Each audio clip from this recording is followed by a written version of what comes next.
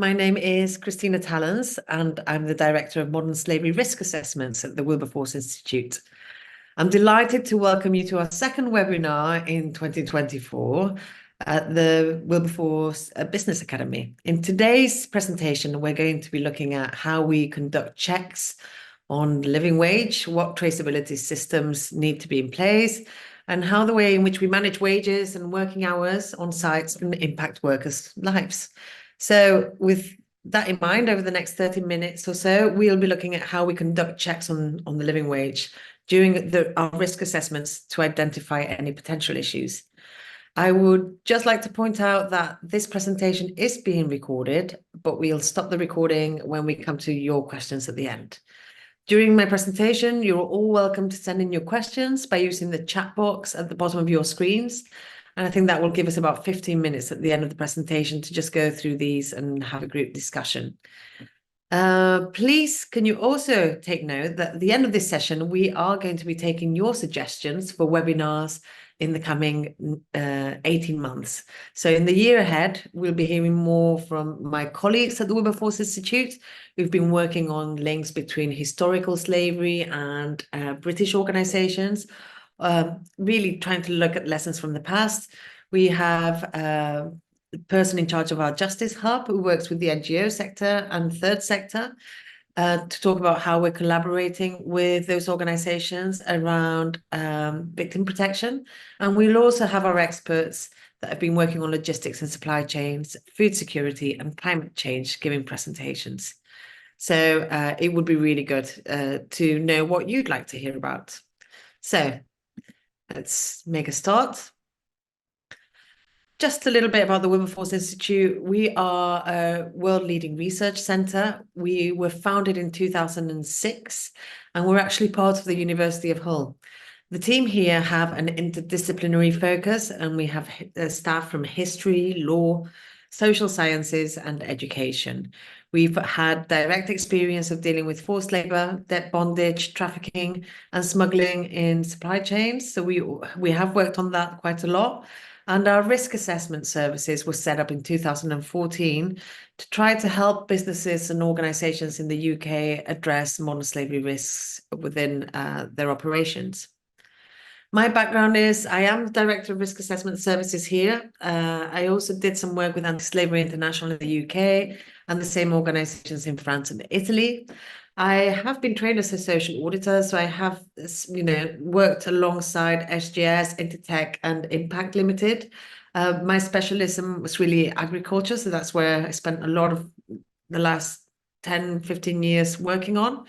And I was a consultant on the UN Global Programme Against Trafficking and Smuggling of Human Beings and looking at the cooperation projects that existed between origin and destination countries. And then much later came to work with a commodities company, and this is how I came across the Ethical Trading Initiative. So I have done a lot of work with the retailers and the international brands here in the UK. So why should we be checking the living wage? Well, under the Modern Slavery Act, you may need to conduct checks on suppliers and address any issues that you find.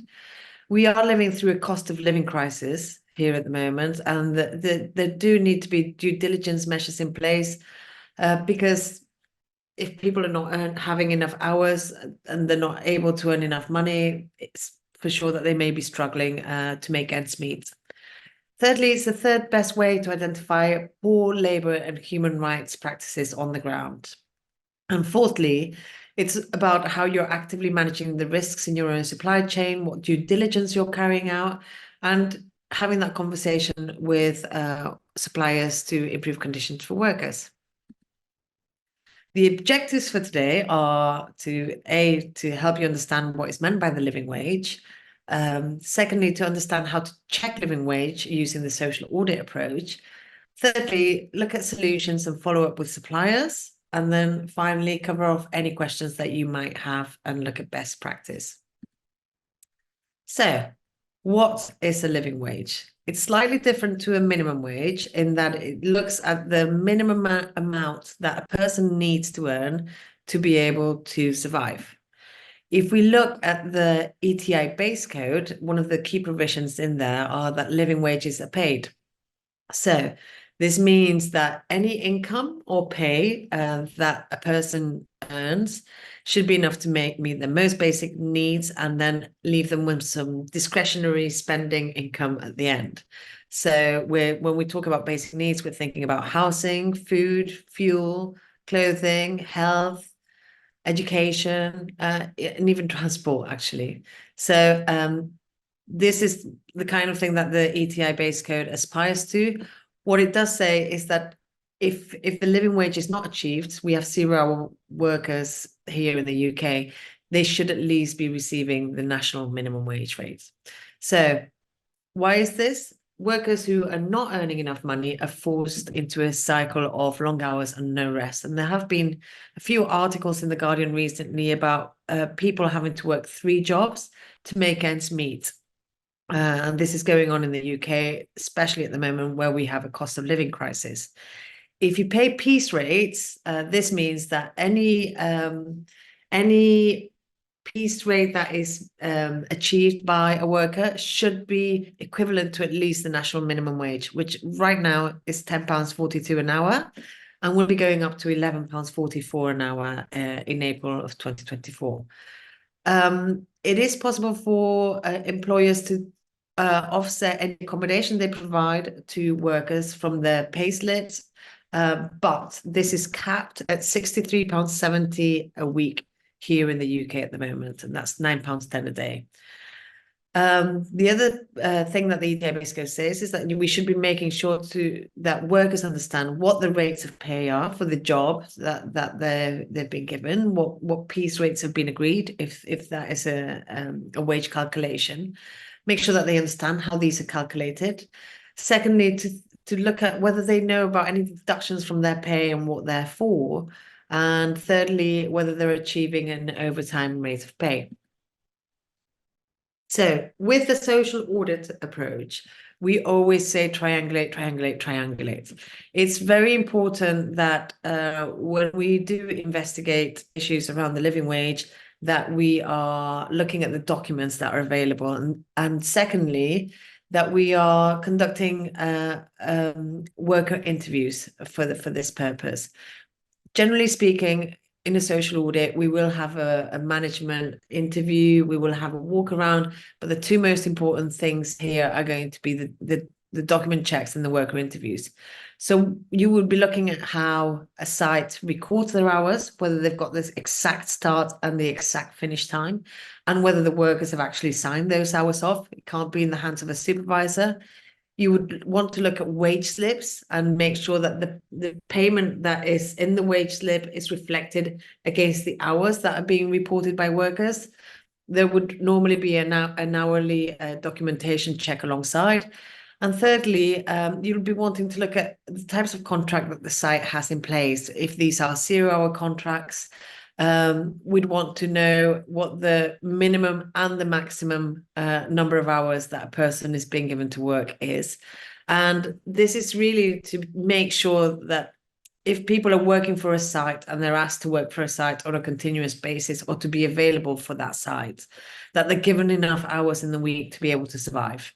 And it's aspirational because nothing is legally binding in that respect, but we would want to make sure that people are being properly managed in that respect.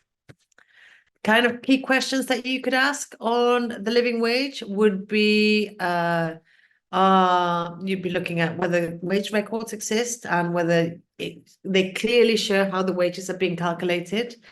If workers receive pay slips, and you'd be wanting to make sure that the pay slips show that the hourly rate is at the very least the minimum hourly rate here in the UK or wherever you might be.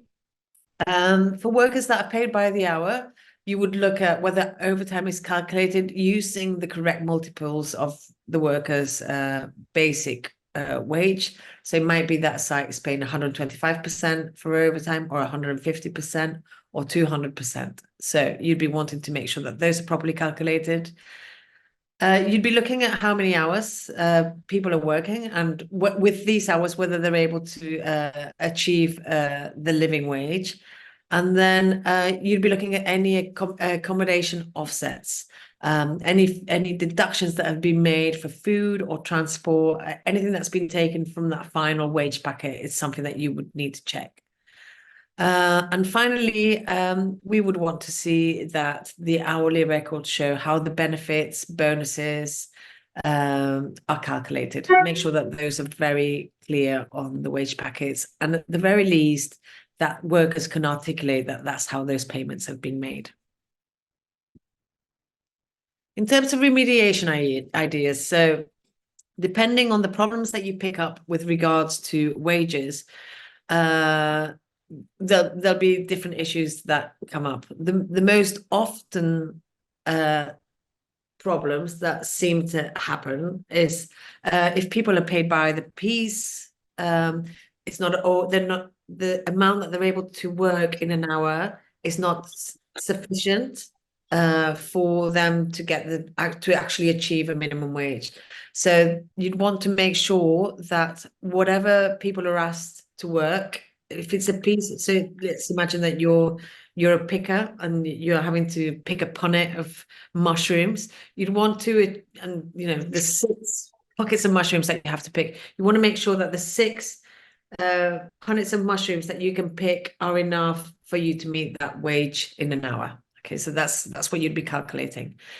We also say ensure that agency workers, especially those that are on 0-hour contracts, have enough hours given to them as shift time during the week so that they're able to actually get a living wage, so that they're able to pay for that accommodation and that transport and that health that we had talked about earlier. We'd also want to make sure that they're compensated for any hours for shifts where they have been asked, where a person has been asked to turn up. Fourthly, when it comes to talking to workers, you'd want to check that they know how their hourly rate is calculated and what their wage levels are. If a worker can't actually articulate how much they're being paid, you've probably got an issue. Most people should be able to tell you how much they would be paid an hour or in the week, or what their average earnings are in a month. But if they can't articulate it from the offset, you probably have a problem. Fifthly, you'd ensure that contracts stipulate wages, whether it's by the hour or whether it's for a salary. You'd want to see a wage in the contract, because this is a core term and part of terms and conditions. It's a core provision. And finally, in order to make sure that people are being paid a wage, a proper wage, a living wage, or at the very least a minimum wage, you'd want to ensure that all overtimes, all hours spent on the site are adequately recorded, and if it's overtime, that they're paid at a premium. When it comes to interviewing workers, you can do a very light touch interview with workers to check what they're earning and whether it's enough for them to live on. The first things is find out how many hours those workers work, what days they're working, and how much do they pay? How much does the site pay? How does the system work? How does the bonus system work? How does the piece rate system work? What can they achieve in an hour? Those kind of questions are key for you to actually getting the real nitty-gritty data for you to be able to calculate the wages. A general question that I always think is quite useful to ask workers, and again, to keep it quite light touch, is to just say, have you worked for anybody else in the area? How do their wages compare? Is this a good place to work for in terms of wages, or is it not a good place to work for? How does it compare? So they can tell you more or less what they prefer about this site and what they prefer about the other site, and whether they can actually get the wage that they're entitled to. The other thing is to ask what different people get paid for different jobs on the site. Do they know if there's a scale or a rate, different rates that are given to supervisors, to line managers, to workers? So you would want to know whether they know about the grading scales of wages inside the company, if they have any. In terms of collective bargaining, you could also ask whether there've been any discussion with workers about pay, And this could naturally lead you to ask about, is there a shop steward on the side? Do you have a committee that represents you when it comes to pay rises, or is it just a direct conversation with the manager? Another one that is probably the one that I would start on once they've told me what their wage is. I would just ask very simply, does your wage, is it enough, your weekly wage or your monthly wage, is it enough for you to live on? Okay, does it cover your expenses here locally? Are you able to cover accommodation and transport and food and health and education? Is that enough for you to live on?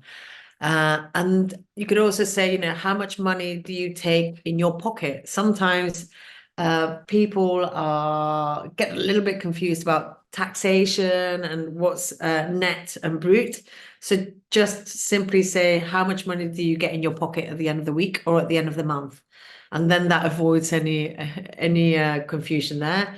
And then also ask whether there are any deductions for accommodation. Is there anything it deduced from the wage packet that's not national insurance or tax? Is there anything that is being deducted from their wage packets? So that's what we would ask a worker, quite simple terms to keep it open. So in terms of future training on these issues, my colleague, Andrew Smith, whose email is here at the bottom, will be developing and conducting more online training in the months ahead. We're also going to be running some workshops at the Wilberforce Institute, where we'll be looking at the different issues that are affecting businesses and providing further training on that. So please keep your ears open for that. You've got here some training on modern slavery and the Justice Hub.